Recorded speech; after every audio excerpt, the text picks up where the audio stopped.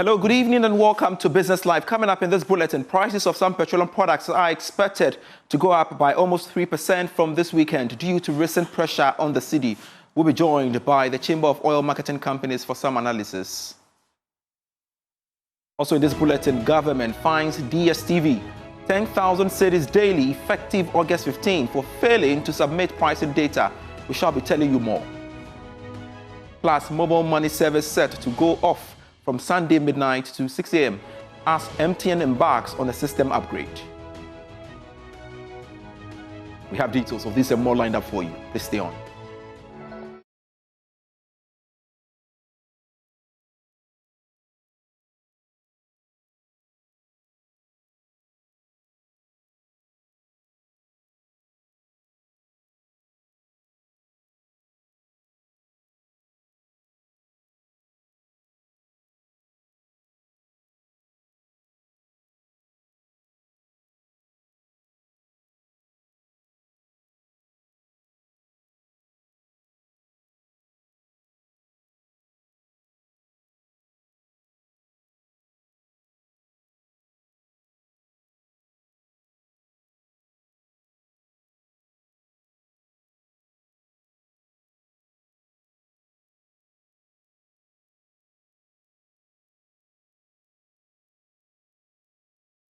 Hello, welcome back to the program. I am Pius Kojobaka. This evening, the Ministry of Communication, Digital Technology and Innovation has begun applying a statutory fine of 10,000 cedis per day effective August 15 to MultiChoice Ghana DSTV for failing to submit critical fine pricing information requested under the Electronic Communications Act.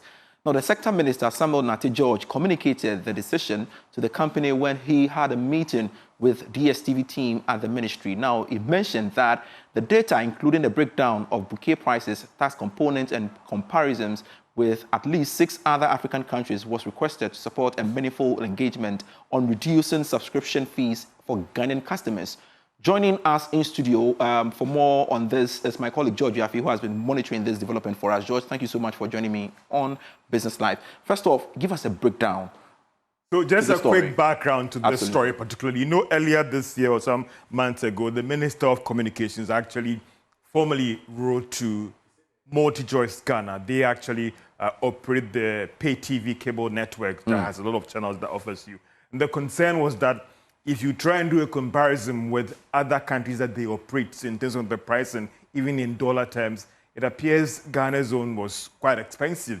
So he thought that having seen the Ghana cedi appreciate or stabilize since the beginning of this year, MultiChoice Ghana, operators of the DSTV network, should take steps to actually review their cost structure for Ghanaians. MultiChoice Ghana wrote back to the minister saying that it will be difficult to agree to his request. Then the minister also wrote back to them that, okay, if they are not going to work with his request, then he's going to go ahead to exercise the necessary sanctions, going through the National Communications Authority, the agency that supervises firms that operate in the space. Absolutely. And basically, the argument was that if they're not going to comply, he's going to do it. So it appears that he has gone through the act, worked through the National Communications Authority, and then announced the sanctions for DSTV. Now, this is actually separate from the directive that if they fail to review their prices, come September this year, they will lose their license. And he's doing this through the National Communications Authority in terms of for any firm that operates in the electronic space and what they have to do and what they don't have to do. And I'm pretty sure you've perused the statement. What more is he saying? So if you go through the statement, the argument is that because they have failed to submit, the Ministry of Communication through the National Communications Authority actually sent a request to DSTV to submit more of a plan to them in terms of their whole data pricing. And that will be the basis for a formal engagement as to whether they should step back on their action or not. From what the minister is saying as we speak now, DSTV has not responded to that in terms of submitting that plan, that this is our data structure, this and that will make it difficult to actually implement that directive that you've actually issued. And based on that decision not to respond to their request, this sanction has been actually put in place, 10,000 Ghana cedis a day from, that is, August 15. Now, as I explained to you earlier, this action is different from they also working to reduce their their pricing structure for their bouquet or the pay TV network for subscribers by September 6th, 2025. Have we heard from DSTV following this fine? This thing just broke some few hours ago, so we'll still be trying to engage MultiChoice Ghana, those who manage this DSTV network, to see what would be their response. All right, pretty sure. And George, follow up for us on that. And of course, let's make sense of this directive. Joining us via Zoom is the West Africa Regional Director for CATS International, Apia Kusi Adumaku. Thank you so much, sir, for joining us here on Business Live. And I'm pretty sure you have a concern with this very developing story. What are your quick thoughts about the 10,000 cedis daily fine slapped on DSTV for failing to submit pricing data? Okay. Good afternoon and good afternoon to your viewers. I think that this 10,000 cedis could be averted if MultiChoice had complied with the minister's directive. Getting the price build-up data for a company like MultiChoice shouldn't be any Herculean task. And for me, I want this whole Ghanaian consumers want this whole MultiChoice wahala to kind of between the MultiChoice and the ministry and NCA to easily pass, so that people will be able to will have confidence that when they pay for their subscription, MultiChoice will still be there to be able to provide services for them. This the longer it goes on, the longer it also hurts the reputation of the company. And I think that the onus lies on MultiChoice to negotiate in good faith with the government so that we can bring this thing to, a win-win end. But really, what do you foresee happening going forward? Yes, you've said there is a need for both parties to come to the table so that we have a win-win situation. What do you foresee happening? I think that MultiChoice sees Ghana as a very good market, a market that it is unwilling to let it go. And so MultiChoice should be able to comply with what the government has said, submit those pricing data, and also be able to also come with a proposed reduction of subscription fees on the table. And that once they do that, I'm not sure government would be willing to turn up the clock against MultiChoice. Let me say that Ghana needs MultiChoice. You know, about 27% of our subscription fee we pay on to our DSTV subscription goes in a form of VAT and also communication service taxes. And a lot of people are also being employed in the sector. And so it's a whole kind of revenue that the Ministry of Finance and Ghana Revenue Authority needs from GSTV, MultiChoice, their company operating in Ghana. So also MultiChoice also needs the revenue from Ghana. Ghana is one of the few countries where the group is making profit. So if they leave Ghana, that means that they are going to have a huge challenges on their on their balance sheet. We are yet to hear from MultiChoice Ghana on that developing story, which of course we are following up for viewers. But how do you think MultiChoice Ghana will, effectively, comply with this very fine imposed on them? Yes, I know that MultiChoice should know that the longer this whole, back and forth goes, the longer it takes consumers whose subscription has ended any appetite to renew. And even if they are monitoring their revenue flow day by day, they may see that things may be dipping because there's a whole lot of uncertainty. And so naturally, one would expect MultiChoice to quickly do what is needful.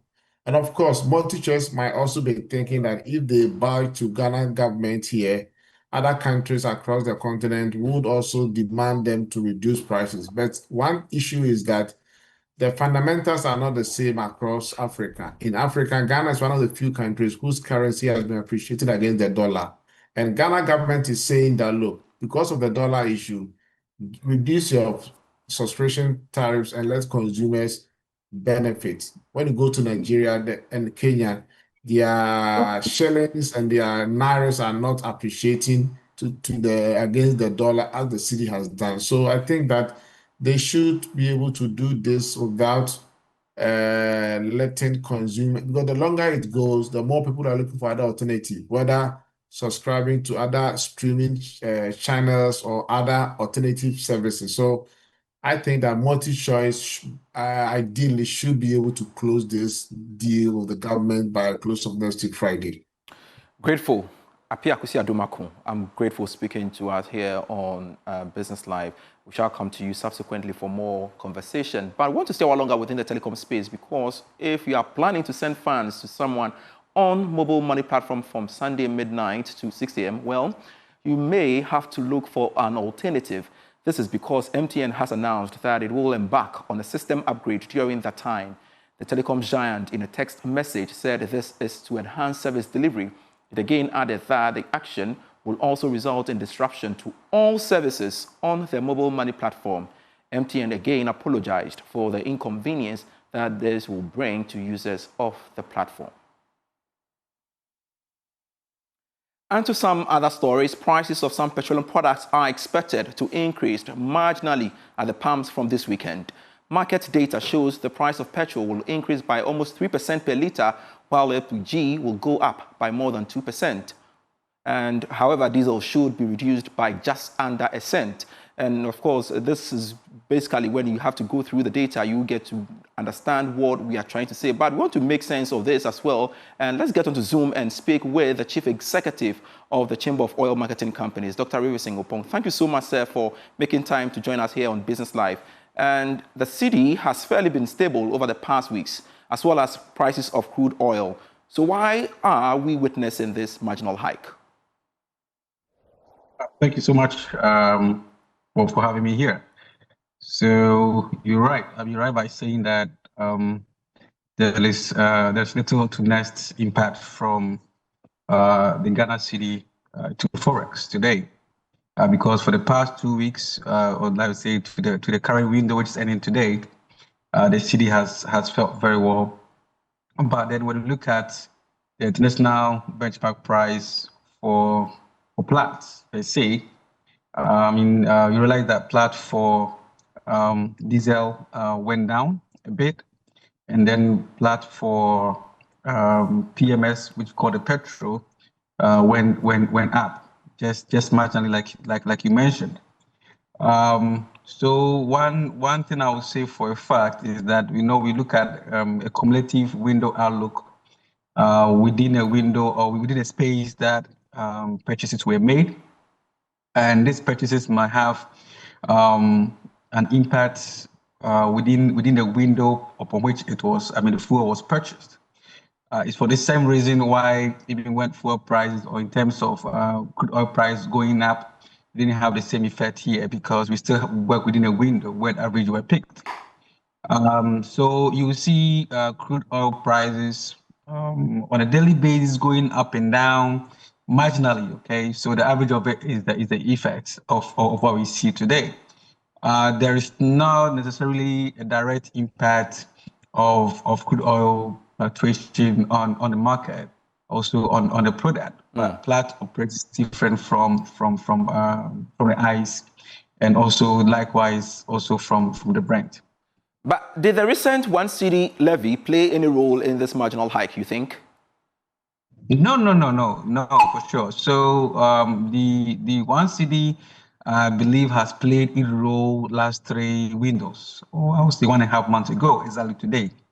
So that one time 1 cedi added has played its role. It has already taken us to another level, and it's part of the constant now. And the constants are the levies and taxes, which until government says anything, remains constant.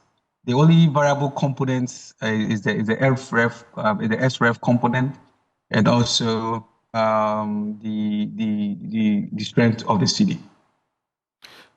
Do I get from you, looking at the margin of increase, most of the oil marketing companies will not adjust prices from Saturday?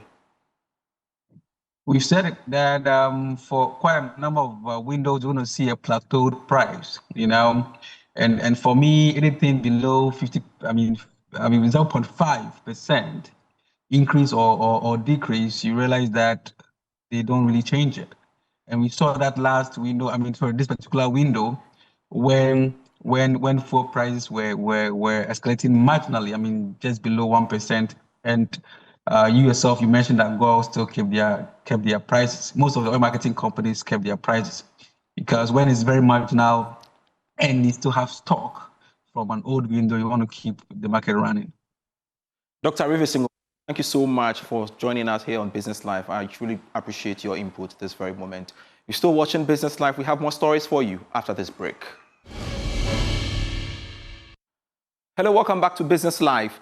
The World Bank's latest Ghana economic update has raised concerns over the financial stability of the Ghana Cocoa Board, warning that persistent operational and fiscal challenges could undermine one of the country's most vital export industries. According to the report, despite record high global cocoa prices, Ghana's cocoa production remains weak, while Cocoa Board owes significant amounts to its suppliers. The World Bank in the report noted that the agency's involvement in activities beyond its core mandate, known as quasi fiscal operations, has further heightened financial risk. The report cautioned that these challenges, if left unresolved, could have wider implications for Ghana's economy, given cocoa's critical role as a major source of foreign exchange and rural incomes. In agriculture, COCOBOD, the agency responsible for cocoa, also faces financial instability. Despite high global cocoa prices, Ghana's cocoa production is weak, and COCOBOD owes large amounts to its suppliers. Its involvement in activities beyond its main business, also known as quasi-fiscal operations, further increases financial risks.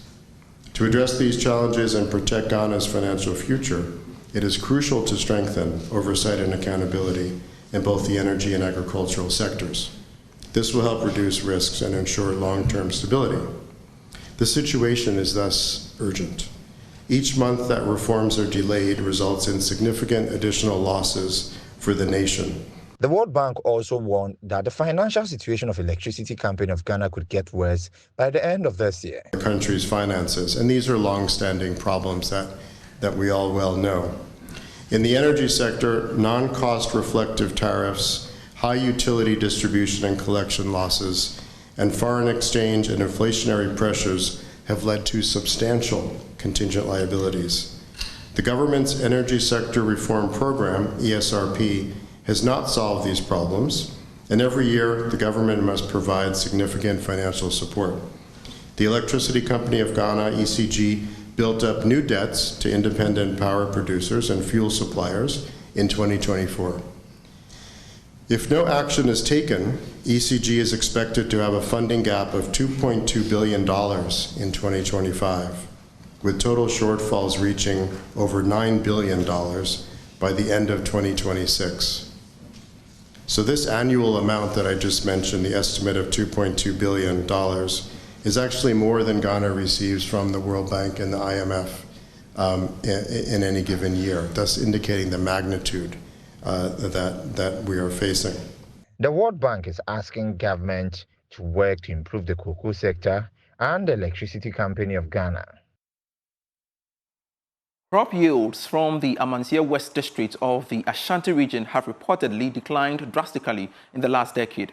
Researchers from the Soil Research Institute of the Council for Scientific and Industrial Research discovered staple foods like cassava, maize, and cocoyams cultivated in Tontokrom, Datano, and other adjoining communities are in plummeting, basically. And Bright Kweku has made this report.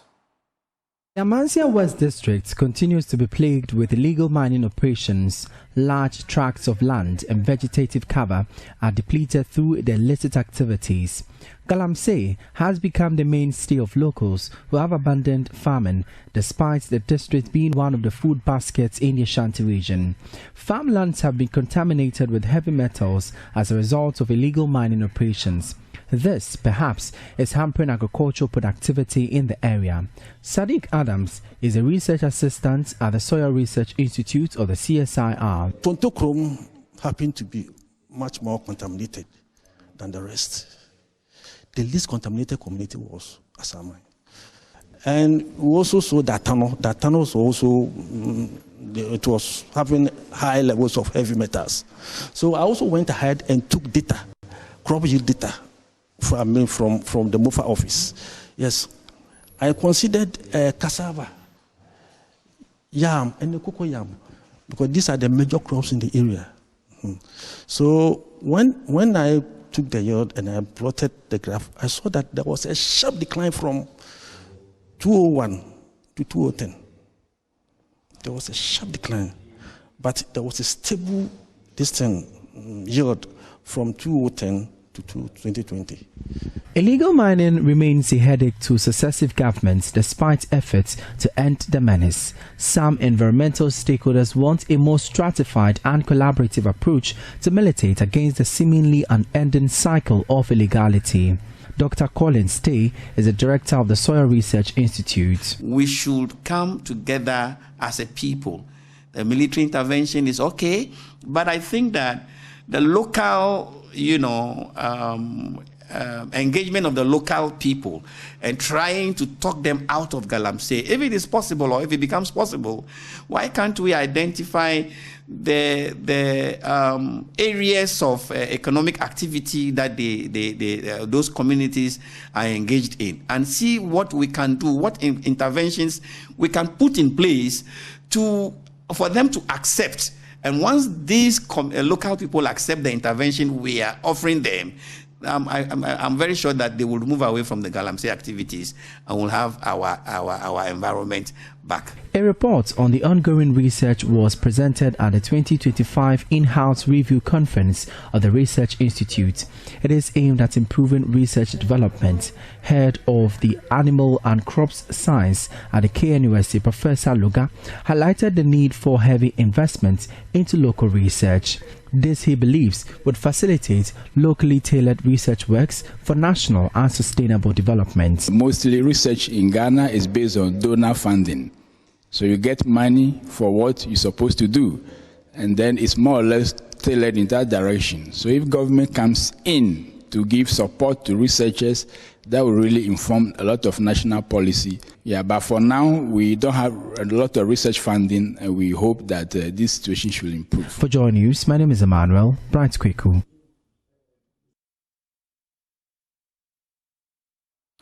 That's it for Business Live for today. I am Pius Kojo Baka. See you at 8 p.m. with Prime Business. Grateful serving you.